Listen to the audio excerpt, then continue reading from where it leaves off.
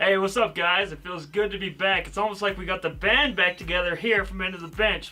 Jesse, I see you're rocking that headband once again. You had some fun out there interviewing those guys. What's going on, Jesse? Hey, it feels good to be back here with a crossover, a new sports update for you guys. My name is David Vito, if you don't know. Let's start off with some history notes from this weekend's action as we'll be heading to Super Bowl 51 on to Houston. This weekend, the New England Patriots were in their sixth straight AFC Conference Championship game, led by head coach Bill Belichick and Tom Brady. Well, Tom Brady, he found a new favorite target in this weekend's action in Chris Hogan. Chris Hogan, known as Mr. 7-Eleven to some fans because, well, he's always open. Against the Pittsburgh Steelers, he was definitely open all game long as he recorded a postseason New England Patriots record with 180 yards while adding 2 touchdowns in the victory over the Pittsburgh Steelers. With that victory, head coach Bill Belichick is now heading to his 7th career Super Bowl. How amazing is that? We got to give a lot of credit to Bill Belichick for what he's done in his career with the New England Patriots. Yes, there is a couple quote-unquote cheating scandals out there against the New England Patriots, but hey, Bill Belichick is a great coach and one of the greatest coaches of all time, heading to his 7th career Super Bowl as they're heading on to Houston after getting a victory 36-17 over the Pittsburgh Steelers. Moving on to the other side of things, the Atlanta Falcons did their job as the Dirty Birds are heading to a Super Bowl after crushing the Green Bay Packers in this weekend's action. Aaron Rodgers and Matty Ice were supposed to have a shootout all game long, but instead it was Matt Ryan and Julio Jones connecting 2 times in the victory as the Atlanta Falcons are heading to the Super Bowl for the 2nd time in franchise history. Now, the Atlanta Falcons have been to the Super Bowl back in 1998 when the Dirty Birds fell to the Denver Broncos and John Elway. On the other side of things, the New England Patriots heading to the Super Bowl for, it feels like, the 100th time in franchise history, but it's actually their 9th overall. Tom Brady and Bill Belichick are looking to add another ring to their resumes, but the Atlanta Falcons and Matt Ryan are looking for their first in franchise history. It should be a great matchup between the two teams. Between the Atlanta Falcons and the New England Patriots are both heading to Houston, Texas for Super Bowl 51.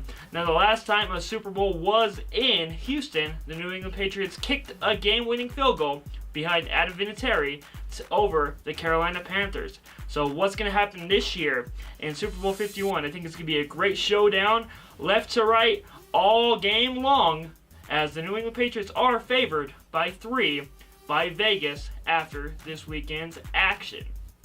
Moving from the NFL gridiron to the NBA hardwood, the Utah Jazz are locking up their way to hopefully another playoff appearance after all those years it was so consistent with Jerry Sloan, Karl Malone, and John Stockton. Well, now they've got a young new group of guys led by Gordon Hayward and George Hill, the veteran. Boris Diaw has been a key factor bringing leadership to this team with potential all-stars in Rudy Gobert and Gordon Hayward. The Utah Jazz are moving up the standings ladder in the Western Conference, currently in the top 5 position, but with Chris Paul being out for the Clippers, could the Utah Jazz move up to a potential top 4, maybe top 3, if James Harden and the Rockets continue to fall in the standings? Over on the eastern side of things, in Philadelphia, they're trusting the process with Joel Embiid as he is a potential all-star in the East. He didn't get the all-star nod in the starting lineup, even despite all the stuff he did on social media. I guess him and Rihanna aren't going to work out after all because Rihanna said she only dates all-stars.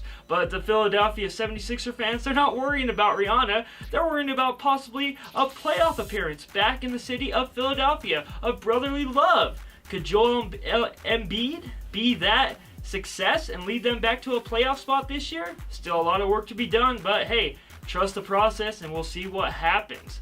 In other news, the NBA All-Stars were announced. The starting lineups were announced earlier this weekend as well, where one player was left off. Steph Curry, James Harden are the 2 backcourts in the Western Conference, but some of you may be asking, what about Russell Westbrook?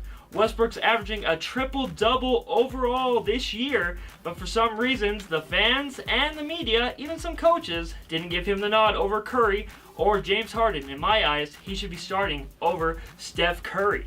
I get it, Steph Curry's on one of the best teams in basketball with Kevin Durant, but you know what? His numbers aren't as high as they were last year before Kevin Durant got there.